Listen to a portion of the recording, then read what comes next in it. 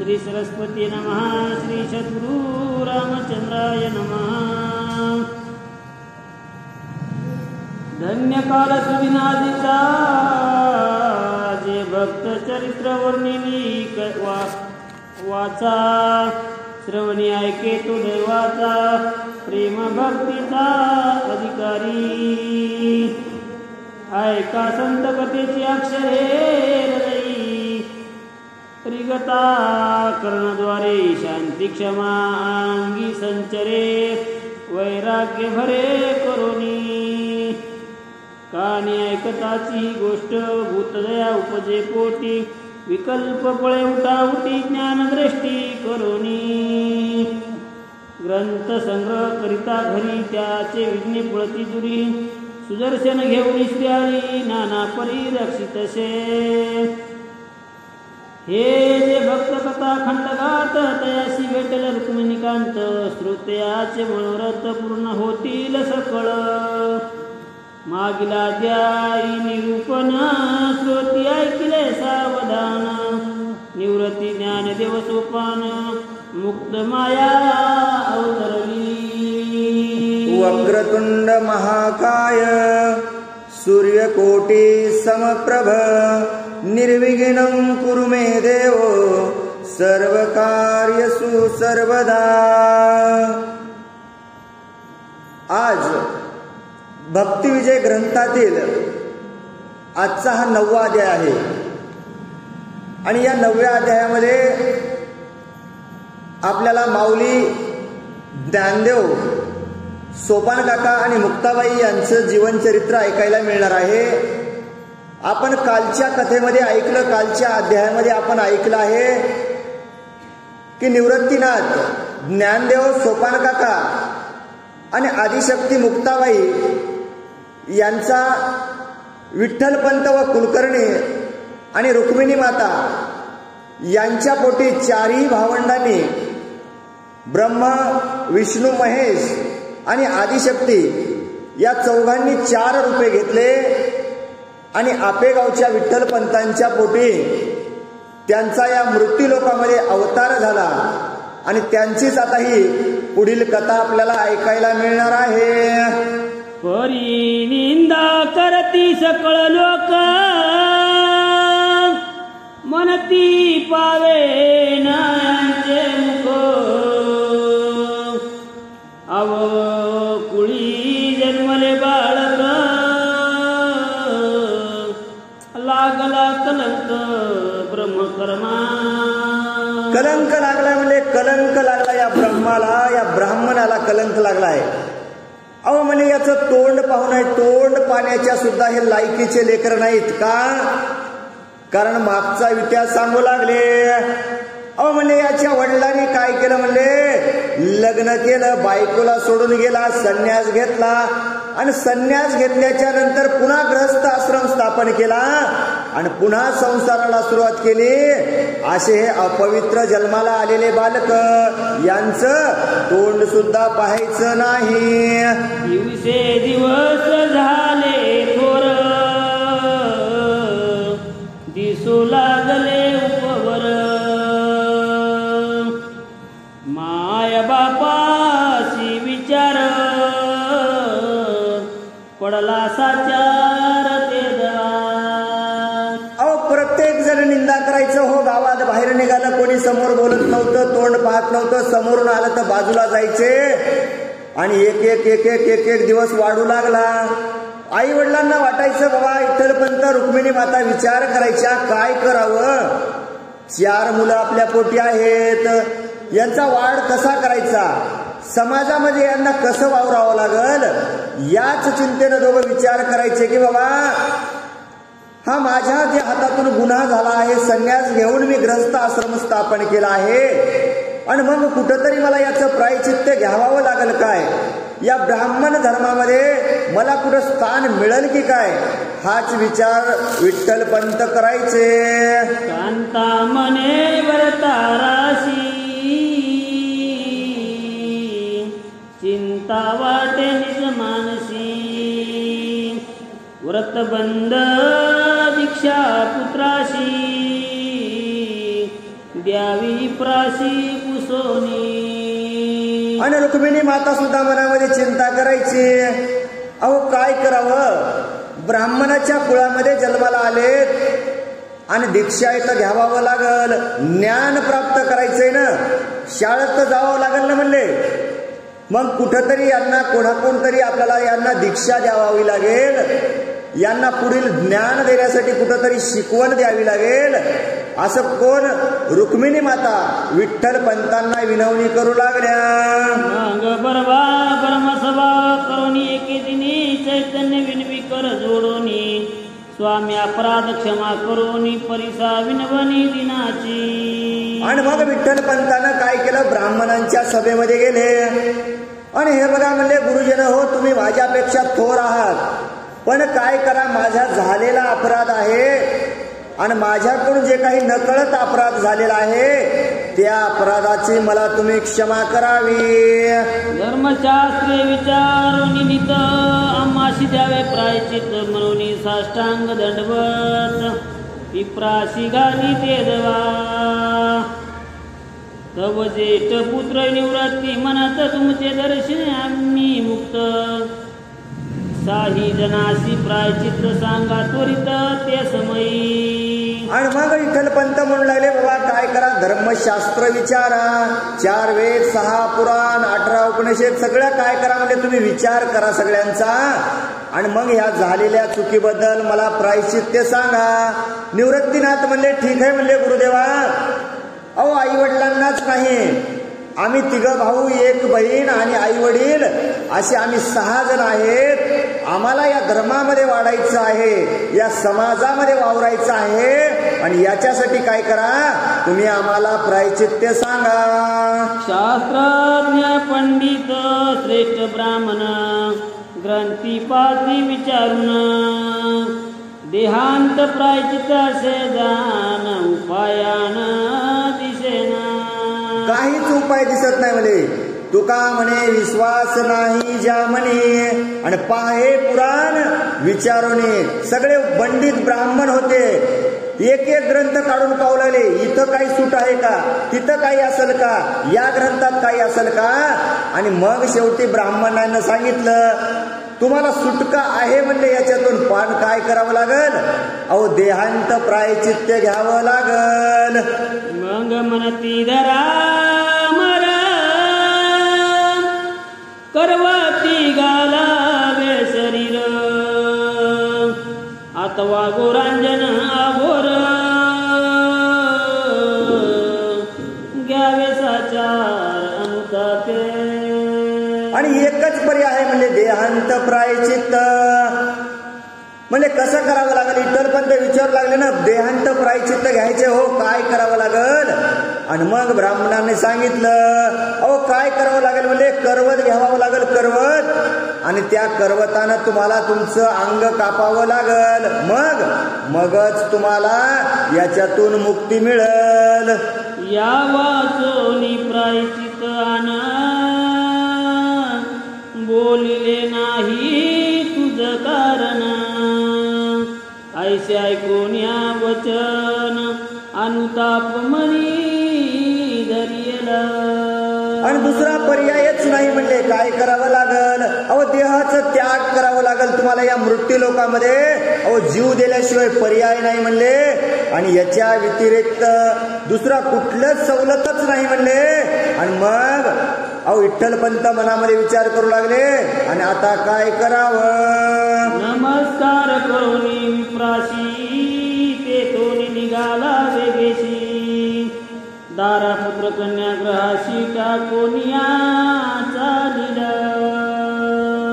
आणि मग काय केलं, विठ्ठलपंतांनी नमस्कार केला हो, आणि सगळ्यांना सोडून निघाले. लेकरं होते, पत्नी होती, आणि सोडून जाऊन होणार होतं का, हो होणार नव्हतं, पण मनामध्ये चिंता वाटू लागली. माझे न पायाची परतोनी विप्राचार्य करीती मनी. म्हणून अनुताप तीर्थी म्हणून नाहोनी दुरिते जाळोनी टाकिली. अनुतापाहुनी प्रायचित शास्त्री बोलिले नाही निश्चित.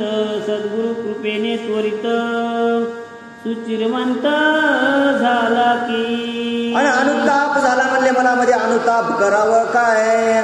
शास्त्रामध्ये तर देहांत प्रायचित्त घेतल्याशिवाय पर्याय नाही. आणि मग गंगेचं स्नान करून सुचिरभूत होऊन विठ्ठल पंत काय विचार करतात ऐका. मग विप्रासी म्हणे निवृत्ती आमची सांगा कवन गती कोणता दंड शास्त्र रीती आम्हा प्रती बोलिल. आणि मग निवृत्तीनाथ म्हणू लागले हे खरं आहे तुम्ही देहांत प्रायचित्त सांगितलंय हो. मग आमची काय गती होणार आमचं पुढं काय होणार आम्हाला सुद्धा सांगा शास्त्रामध्ये कुठला दंड असेल तर. ऐसे ऐकून या वचन इप्रमणती त्या कारण आता प्रतिष्ठानी जाऊन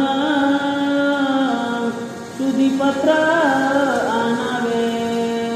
आणि ब्राह्मणानं सांगितलं निवृत्तीनाथा अहो तुम्हाला जर यातून सुटका पाहिजे असेल तर काय करावं लागल. अहो त्या पैठणला जावं लागल आणि तिथून तुम्हाला शुद्धीपत्र आणावं लागल. मग विप्रासी ऐसे ऐकून वचन निवृत्ती म्हणे ब्राह्मणासी काय जाऊन सांगावे त्यांशी वर्ण याती कुळ आम्हासी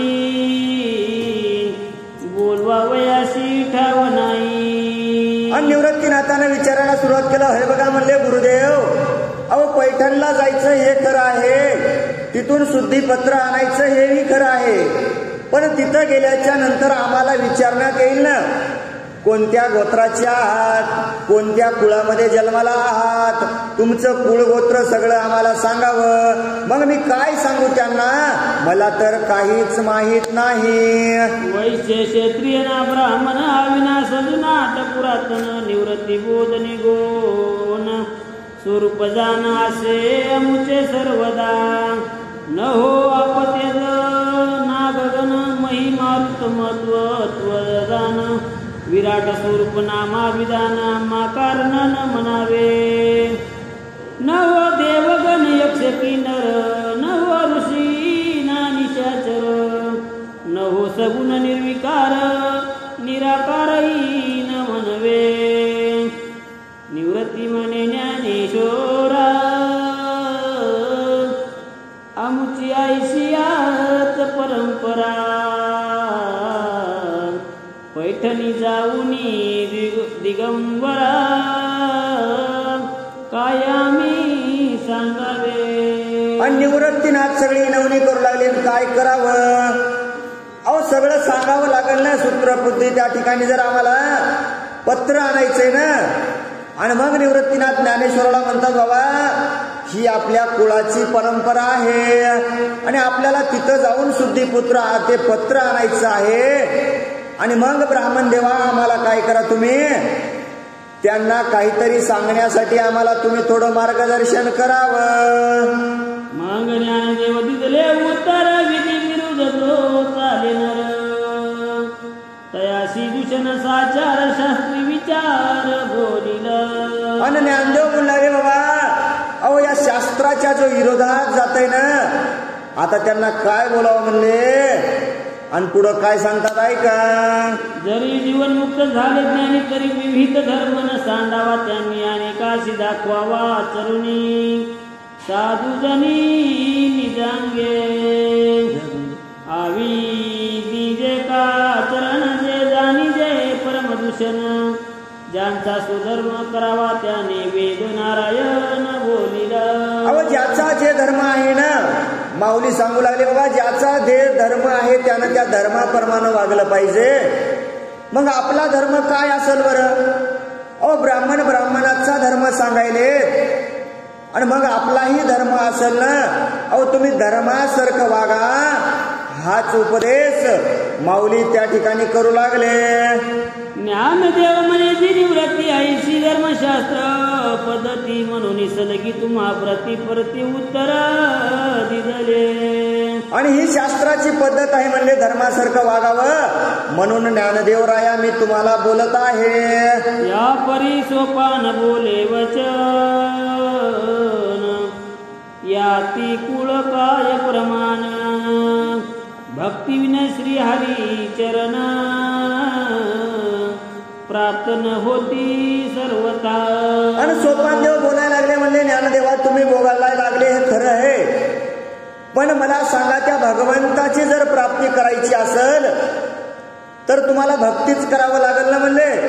अहो भक्ती केल्याशिवाय भगवंतच भेटणार नाही, आणि मग तुम्ही कसलं शास्त्र सांगत आहात. तुम्ही कोण्याही धर्मात जन्म घ्या, शेवटी भगवंताची प्राप्ती भक्तीनच होती. ब्राह्मण झाला म्हणून तुम्हाला भक्ती करायची गरज नाही असे होतात. या परिसोपान बोले वचन, याती कुळ काय प्रमाण, भक्ती विन श्री हरी चरण, प्राप्त न होती सर्वता. दुर्वास वशिष्ठ मुनी गौतम, जास वाल्मिकी अगस्ती परम, पांडवाचे कुळ उत्तम, कवने शास्त्री म्हणितले. उत्तम कुळी जरी जन्मला, श्रुती अभ्यास दंड केला, परी भक्ती विन वाया गेला, शास्त्र वंदिला नाही तो. सोपानदेव सांगू लागले, अहो म्हणजे कितीही मोठ्या कुळामध्ये जन्माला येऊ द्या, कितीही ज्ञान प्राप्त करू द्या, अहो त्याने शास्त्राचा अभ्यास जरी केला ना, आणि त्या भगवंताची जर भक्ती नाही केली ना, अहो सगळं अभ्यास केलेला वाया जाईल. जरी भक्ती अनुसरे भगवंती, उत्तम पाहिजे कासया याती, ऐसे ज्ञानदेवा प्रति सोपान देव बोलिला. या परिसंवाद परस्पर करुणी दिले प्रति उत्तर, ब्राह्मणाशी करुणी नमस्कार, तेथून सत्वार निघाले. आणि संवाद चालू होता. ज्ञानदेव सोपान काका निवृत्तीनाथ बोलू लागले, म्हणजे आपल्याला आता काय करावं लागल, शुद्धीपत्रता आणायचं आहे. सर्वांनी ब्राह्मणांना नमस्कार केला आणि तिथून पैठणला जाण्यासाठी निघू लागले. जाऊन या गोदा तीरी, तीर्थयात्रा संपादिली सारी, मंग प्रवेशोनी ब्रह्मपुरी, नमस्कारिले द्विजवरा. आणि तिथून निघाले, गोदावरीचं स्नान केलं आणि ब्रह्मपुरी, नाशिकलाच ना, ब्रह्मपुरी कुठे, पैठण. ब्रह्मपुरी पैठण. त्या काळचं सुप्रीम कोर्ट म्हणजे पैठण. पैठणचा न्याय म्हणजे सर्व शास्त्राला मान्य होतं. हायकोर्ट समजा असं त्या काळचं. त्या ठिकाणाहून स्नान करून आपल्याला आता शुद्ध पत्र आणायचं आहे ना, आणि मग सगळे त्या ठिकाणी कुठं ब्रह्मपुरीला येऊन थांबले. ब्राह्मण सभा करोनी श्रेष्ठ होते, तैसे सांगितले स्पष्ट, ऐकोनी ब्राह्मण म्हणती वरिष्ठ, हे तो भ्रष्ट कळले की. आणि मग तिथल्या ब्राह्मणांना सांगू लागले, अहो आम्ही या गावाहून आलो आहोत, आणि जे काही संवाद या आपेगावच्या ब्राह्मणांसोबत झालता ना, ते सर्व संवाद त्या ठिकाणी सांगू लागले. आणि सांगल्याच्या नंतर तिथले ब्राह्मण आता काय उत्तर देतात आहे का. पत्र वाचिता चित्वरित सकळ व्रत झाले श्रुत, म्हणती हे संन्यासाचे सुत, याशी प्रायचित चाले ना. आणि सगळं पत्र वाचलं हो ब्राह्मणांनी. मग सांगितलं, अहो हे तर संन्यासाचे मुलं आहेत, मग संन्यासाच्या मुलाला प्रायचित्त कशाला द्यायचं, देण्याची गरज काय. शूद्राशी घालिता गंगा स्नान, तो काय होईल शुद्ध ब्राह्मण, खापराशी परिस लागता सुवर्ण, नवेची जाण सर्वथा. अहो होणारच नाही ना म्हणले. अहो हे शूद्र आहे, तो अपवित्र आहेत, अपवित्र. आणि एखाद्या शूद्राला जर गंगेमध्ये जाऊन स्नान जर घातलं ना, त्याचा पवित्र ब्राह्मण होईल का हो, म्हणजे होणार नाही ना. अपवित्राचं कसं होईल, शुद्धी होणारच नाही ना म्हणले. याचा काहीच फायदा नाही. अहो हे खापर, हे खापर कुंभाराचं, त्याला जर परीस लावलं तर सोनं होणार नाही, त्याच्यासाठी काय लागल? अहो लोखंड लागल ना म्हणले. लोखंडाला जर परिसाचा स्पर्श झाला तर सोनं होईल, या खापराचं सोनं होणार नाही. म्हणून यांना कशाला प्रायचित्त द्यायचं आहे? देवी तीर्थवर ते प्रायचित्त देळी, हे सुद्ध नवती कदा काळी. ऐसी सकळ विप्रमंडळी, बोलती झाली ते दवा. अवय शुद्धच नाहीत ना म्हणले, आणि शुद्ध नसल्यामुळं यांना प्रायचित्त देण्याची गरज नाही. ही सर्व ब्राह्मण मंडळी बोलू लागले. परी एकची उपाय याते, बोलिलासे शास्त्र मते. तो करतील तरी याते, प्रायचित्त कासया. एक उपाय आहे म्हणजे उपाय शास्त्रामध्ये, आणि ते जर उपाय जर यांना केला तर मग चालेल ना म्हणजे, मग प्रायचित्त देण्याची गरज पडणार नाही. श्री हरीशी जाऊनी शरण सर्वाभूती करावे भजन. गोखर गजादी श्वान समसमान वंदावे. त्या भगवंताला यांनी शरण जावं म्हणले, आणि सगळ्यांनी समान सगळ्याला मानावं. कोणाला? अहो हत्ती दिसला तरी सारखाच म्हणायचा म्हणले, नमस्कार करायचा. गाढव दिसलं तरी नमस्कार करायचा, आणि कुत्र आलं तरी नमस्कार करायचा. असं जर केलं तर मग काहीतरी यांच्यासाठी करता येईल. शुकरानी अंत्य जयाती, एकाची भावे नमी जेती. ब्रह्मभावना धरून चित्ती, नमन प्रीती करावे. अहो प्रीतीनं नमन करावे म्हणले, ब्रह्मभाव मनामध्ये धरून. मग म्हणायचं नाही म्हणले मी याला कसं नमस्कार करू, येतं गाढव आहे. कुत्र्याला कसं वंदन करावं? अहो एखादा रेडा जरी आला तर त्याला वंदन करावं लागल. आणि हाच भाव मनामध्ये धरून तुम्हाला, मगच तुम्हाला प्राप्ती होईल. ऐसी ऐकोनिया वाणी, निवृत्ती संतोषले मनी. ज्ञानदेव सोपाना लागोनी, परमानंद वाटल. आणि हे सगळं सांगितल्याच्या नंतर निवृत्ती राहायला आनंद झाला हो. म्हणले काहीतरी आहे समाजामध्ये, आपल्यालाही वावरता येईल. ज्ञानदेवाला सांगितलं, सोपान काकाला सांगितलं, मुक्ताबाईला सांगितलं. अरे कुठंतरी आपल्याला आता या ठिकाणी वावरता येणार आहे. आणि हा आनंद सगळ्यांना सांगून मनामध्ये आनंद वाटू लागला. मनती जैसे होते आमुचाची ती, तैसीच निघाली धर्मनीती. मुक्ताबाईस वचनोक्ती, मानली प्रीती निज म्हणे. आणि ज्ञानदेव सांगू लागले, हे बघा म्हणले निवृत्तीनाथा, अहो चांगलंच झालं ना म्हणले. आपल्याला जे आपल्या मनामध्ये होतं, आपल्याला वाटत होतं ना, मग आपल्यासारखंच झालं ना म्हणले. मुक्ताबाईला सांगू लागले, हे बघ मुक्ताबाई, आता आपल्या सगळं मनासारखं होणार आहे. ऐशी ऐकोनी नामाभिधाने, आश्चर्य मानिले सर्व ब्राह्मणे. मनती ज्ञानदेव तुम्हा कारणे, किमर्थामी वदावे. अहो हे सगळं ऐकू लागले, निवृत्तीनाथ बोलू लागले, आणि ब्राह्मण ऐकू लागले. अहो त्यांना वाटलंच नव्हतं आपण हा मार्ग सांगितला आहे यांना, हे स्वीकारतील. पण कुठलाच विचार केला नाही. चारही भावंडांनी हा मार्ग स्वीकार केला. आणि ब्राह्मण म्हणू लागले, खरंच तुमचं काय या ठिकाणी आम्ही वर्णन करावं. श्रुतीचा अभ्यास केला प्रीती, किंवा झाली पुराण उत्पत्ती. म्हणून ज्ञानदेव तुम्हा प्रति कैशारिती म्हणावे. अंगीकरणी नसता पाये, उगेची थोर म्हणून काय. स्तनी दूध नसता गाय, शिंगाळ काय करावी. अहो अंगामध्ये करणी पाहिजे म्हणले, करणी. अहो काहीतरी चांगलं काम करता यावं अंगामध्ये, आणि तेव्हाच म्हणावं मी मोठा आहे. अहो अंगामध्ये काहीच करणी नाही, कामच करत नाही. समाजासाठी झटत नाही, देवासाठी काही करीत नाही. मी मोठा आहे म्हणून काय फायदा म्हणले.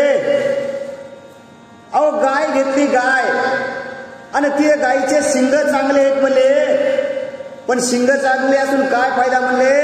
अहो ती गाय दूधच देत नसेल तर त्या गायीचा काय उपयोग. ज्ञानदेव तुम्हाला कशामुळे म्हणा, तुमच्या अंगात कोणती अशी ज्ञानाची युक्ती आहे की पुराण तुम्ही काही हे केलं, लिहिलं की अभ्यास केला म्हणून तुम्ही ज्ञानदेव स्वतःला म्हणून घ्यायले, असं ज्ञानदेवाच्या नावावरून ही वाद आहे. दृष्टी विने नयन थोर की मानते मान्यते विना धरिला भार, अंगी पुरुषार्थ नसता नर व्यर्थ कासया वाढला. कशाला व्यर्थ वाढला म्हणजे वाढणार काय कामाचा नाही ना म्हणजे पुरुषार्थ असावा. आणि पुरुषार्थ नसताना जर कितीही वाढला तर तो काही कामाचा नाही म्हणले. आणि मग तुम्ही जर एवढं ज्ञान सांगत आहात आणि हे ज्ञान सांगत असताना अहो तुम्ही आपल्या ज्ञानाची आम्हाला काहीतरी प्रायचित्ती दाखवावी ना. मग आम्ही तुम्हाला उगाच का म्हणावं तुम्ही ज्ञानी आहात, असं ते ब्राह्मण ज्ञानदेवाला विचारू लागले. भूतदव्य विन ब्रह्मज्ञान की प्रेमा विन गायन की लवना वाचनी रांधिले अन्न रुची न दे सर्वता, शौर्य धैर्य नसता अंगी कासया जावे रणांगणी, निष्काम झाला नसता जगी विरक्त कासया म्हणावे, परस्परे बोलती वचन नावापाशी काय कारण, तव एक मने पखाल घेऊन मैशी पुत्र येतसे.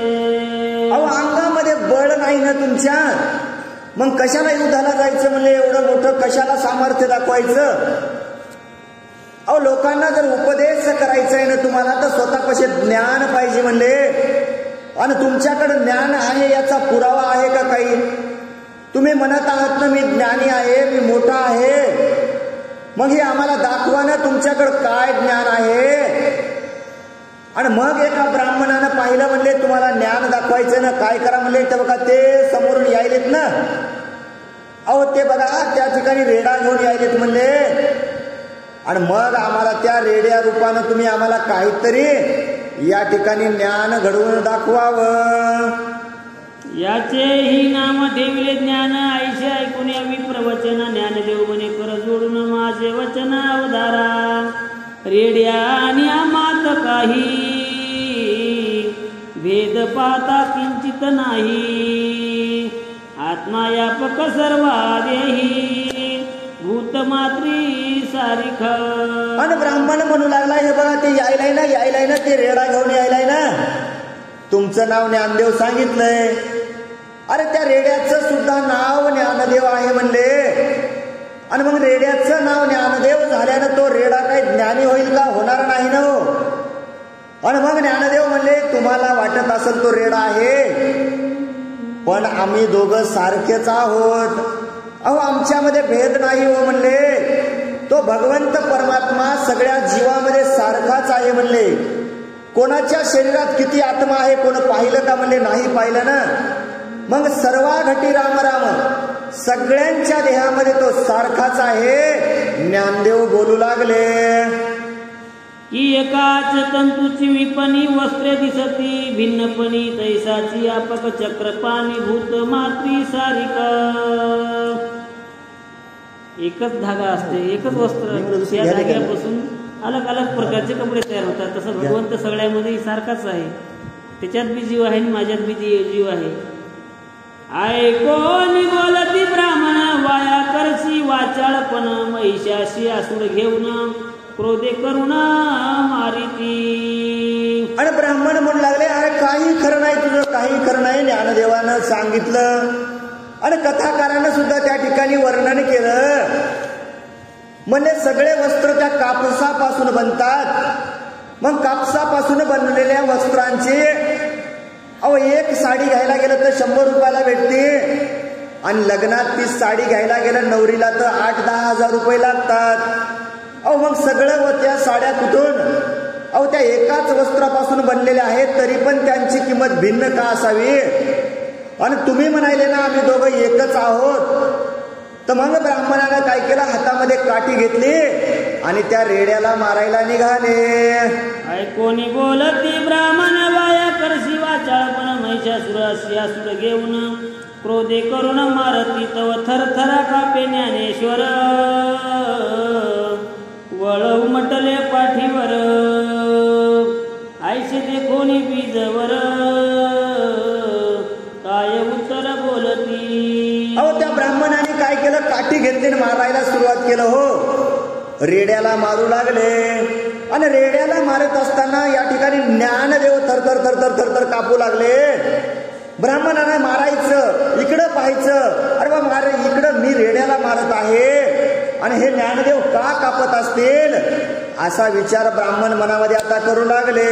रेड्या तुम्हा नाही भेद तरी याचे मुखी बोलवा वेद ऐकून द्विजवराचा शब्द भक्ता वेद काय करी. आणि मग म्हणले बाबा तुम्हाला काय झालं आहे, आणि जवळ येऊन पाहिलं, अंगावरती ओळ आलते. हो म्हणले तुम्हाला वाटत आहे ना रेडान तुम्ही एकच आहात.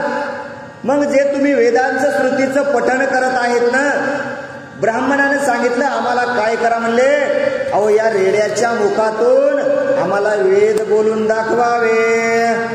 महिषापाशी येवोनी सत्वरा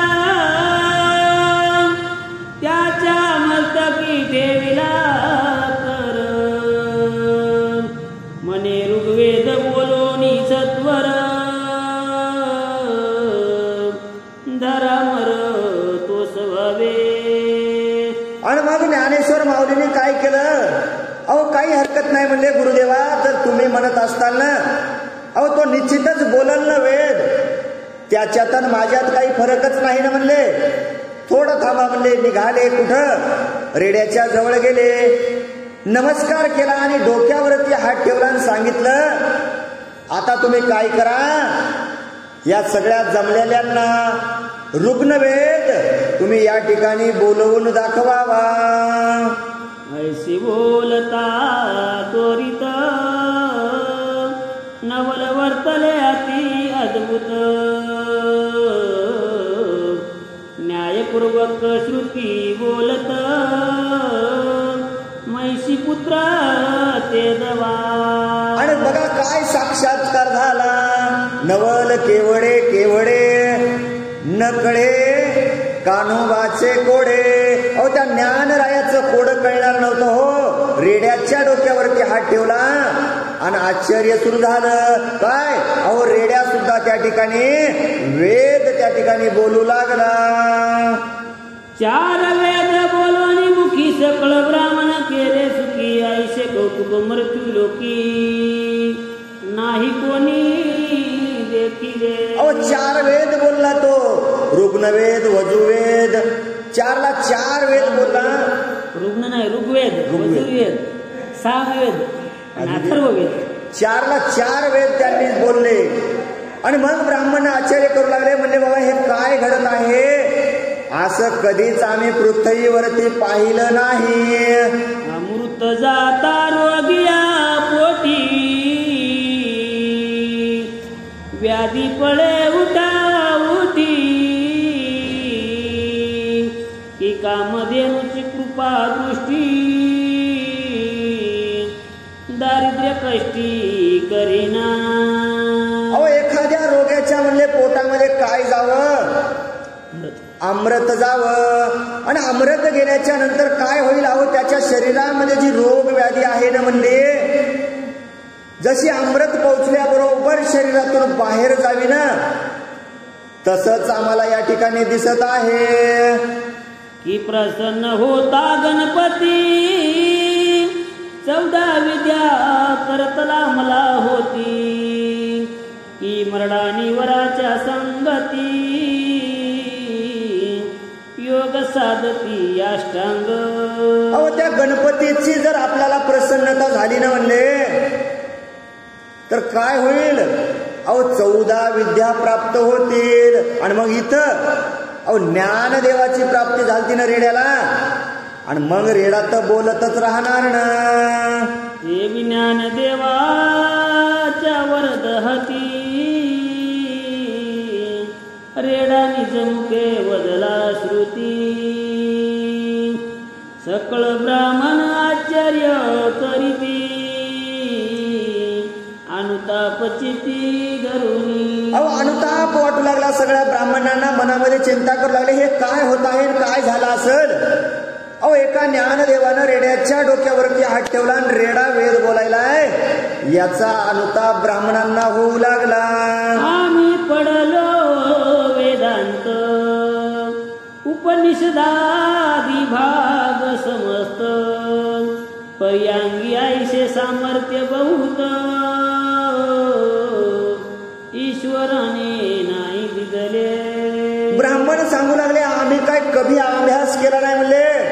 अहो सगळ्या वेदांचा अभ्यास केला, सगळ्या शास्त्रांचं पठन केलं, सगळे पुराण वाचले म्हणले, आणि एवढं वाचल्याच्या नंतर सुद्धा कुठं शास्त्रानं भगवंतानं आमच्यावर कृपा केली नाही की आमच्या हातून एखाद्या प्राण्याच्या तोंडातून भगवंताचं नाव यावं. आणि हे कस काय शक्य झालं असेल. देखिले ऐकिले नव्हते कोणी ते साक्षात आज दाविले नयनी सृष्टीत अघटित वर्तनी करणी जे विविधींची पासोनी घडेना. अहो म्हणले आतापर्यंत आम्ही पाहिलंच नाही, आम्हीच काय म्हणले कोणच पाहिलं नाही आणि ऐकलं तर नाहीच न म्हणले. असं होईल म्हणून या सृष्टीवरती पण काय आज साक्षात्कार म्हणले आमच्या समोर हे सगळं पाहायला भेटत आहे. हे तिन्ही देवाचे अवतार पायी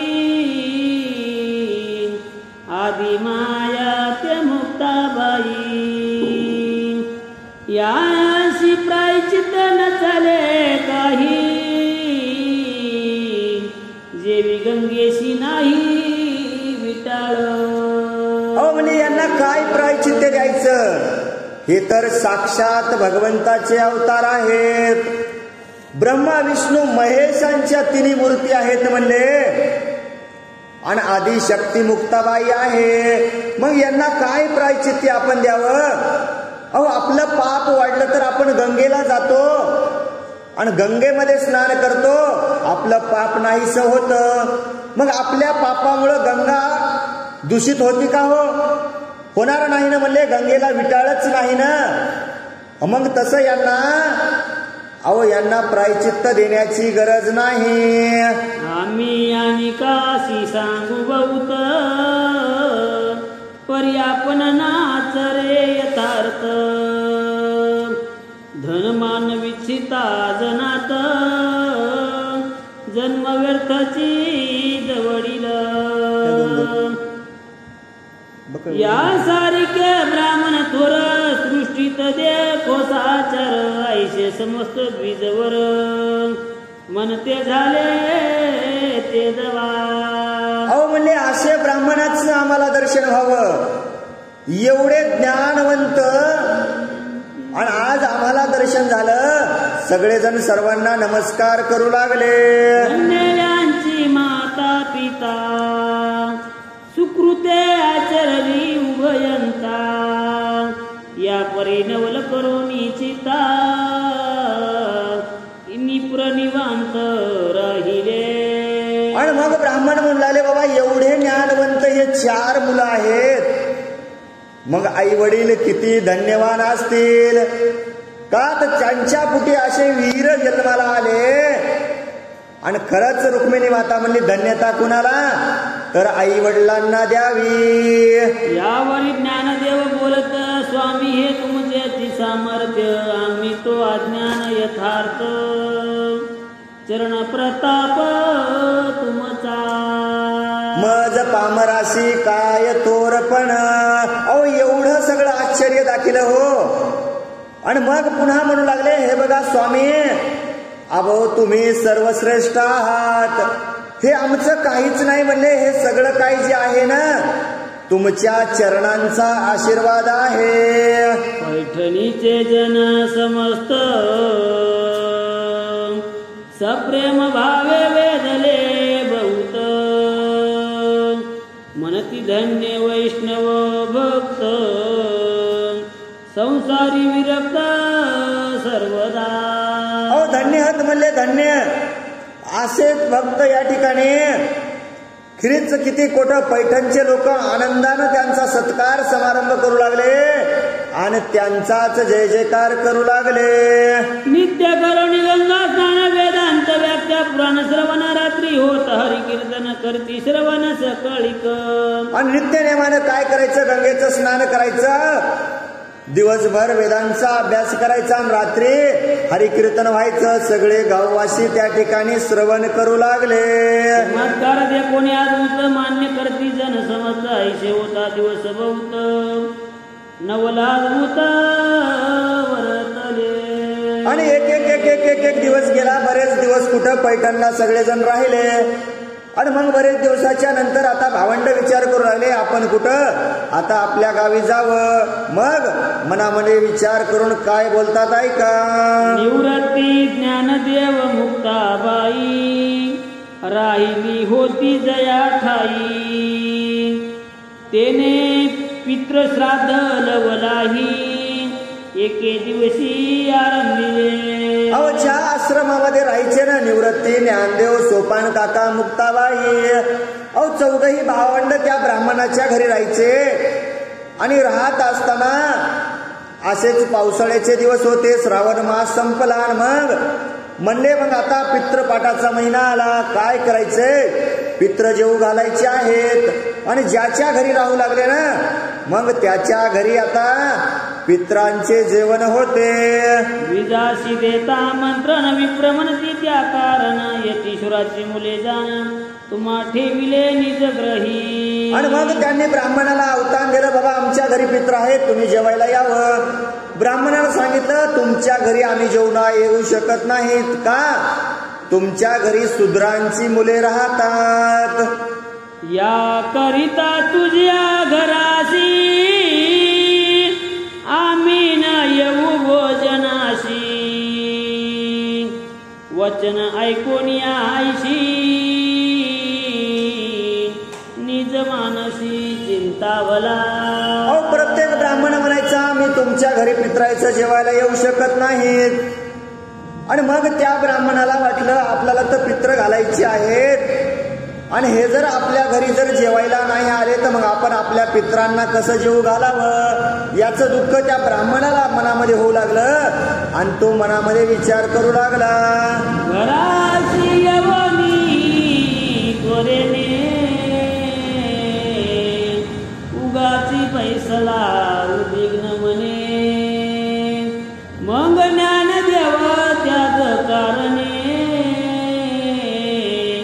वर्तमान पुसत. अहो घरला आले हो, वापस आले, काय करावं? कुठलाही ब्राह्मण जेवायला येत नाही. घरी एवढं चिंतेनं चिंता करीत बसले हो. आणि हा सगळा वृत्तांत ज्ञानदेवांनी पाहिला. आणि पाहिल्याच्या नंतर ब्राह्मणाला विचारू लागले अहो का बरं तुम्ही चिंतेत आहात? असं म्हणले. आज का चिंता क्रांत उगेच बैसला निवांत. आयशी ऐकोनिया मात विप्र बोलत ते दवा. अहो काय कारण आहे म्हणले आज तुम्ही उगाच या ठिकाणी का चिंता करता आहात? एवढं म्हणल्याबरोबर ब्राह्मण काय बोलतो ऐका. म्हणे आज वडिलाची पुण्यतिथ विप्र भोजनाशी नाही येत म्हणून उद्विग्न झाले चित्त उगाच निवांत बैसलो. अहो काय सांगा म्हणले देवा ज्ञानदेवा तुम्हाला काय सांगा हो. आज माझ्या वडिलांची पुण्यतिथी आहे आणि वडिलांच्या आत्म्याला जर शांती मिळावी वाटत असेल तर आपल्याला त्यांचे पित्र घालावं लागतात. आणि त्यांचे पित्र जेवण्यासाठी कुठलाही ब्राह्मण येत नाही ना म्हणून या चिंतेमध्ये घरी बसलो आहे. ज्ञानदेव म्हणे विप्रासी चिंता न करावी निज मानसी. साक्षात पित्र भोजनाशी येथे येतील तत्काळ. अहो ज्ञानदेव सांगू लागले अहो तुम्हाला कशाची चिंता करायची आहे म्हणले गरजच नाही ना. अहो कुठल्याच प्रकारची चिंता करू नका.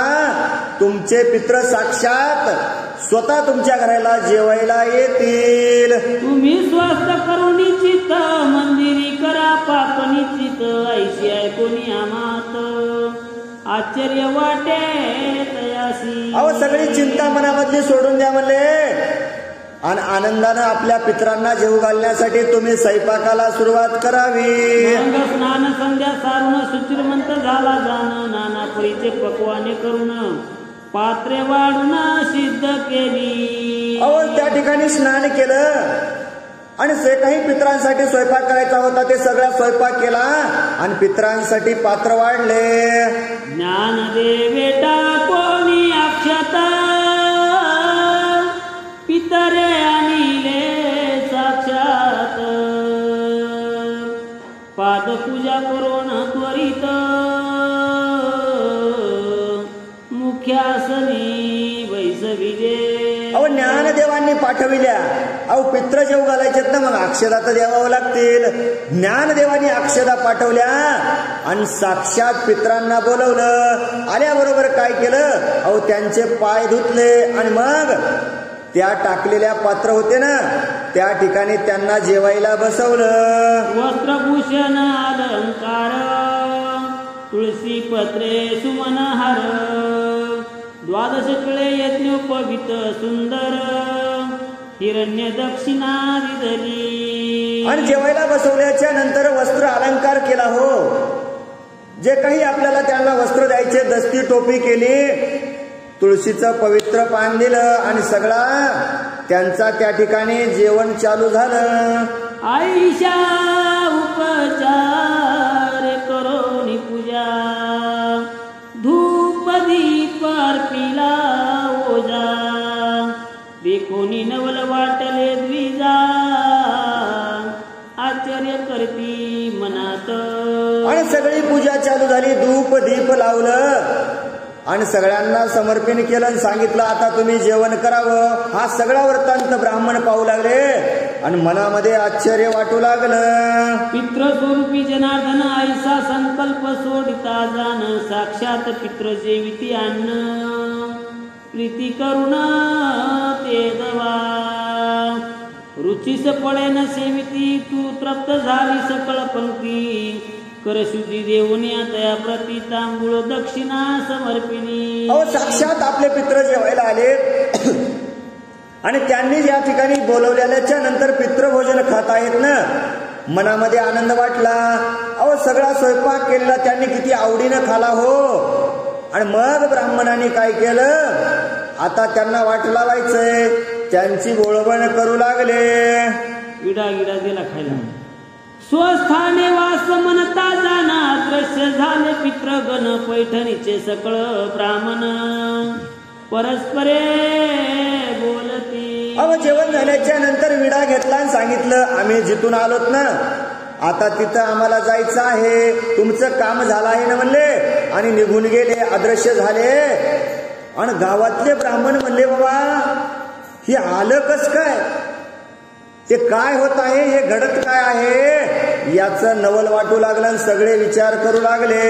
मनती ज्ञान देवे नवल केले साक्षात पितर जेवविले मृत्यू लोकी हे कौतुक भले देखिले ऐकिले नाही की. अहो काय झालं म्हणले साक्षात ज्ञानदेवानी नवल केलं. हो आणि साक्षात पित्रच जेवायला बोलिले म्हणले. हे किती नवल आहे या मृत्यू लोकांमध्ये आम्ही पाहिलंय नाही आणि ऐकलं सुद्धा नाही. कर्मटपणाचा अभिमान मरो धरून टाकिले आमंत्रण तो अंगेची घेऊन पितृगण दक्षिणा घेऊन गेले की. अहो किती कर्मटपणा होत्या म्हणले हे ब्राह्मणामध्ये. अक्षदा घेऊन आलतो ना यांनी नकार दिला म्हणले आम्ही जेवायला येणार नाहीत. अहो नाही आले तर नाही आले ठीक आहे म्हणले आमचेच पित्र साक्षात आले आणि या ठिकाणी जेवण करून गेले.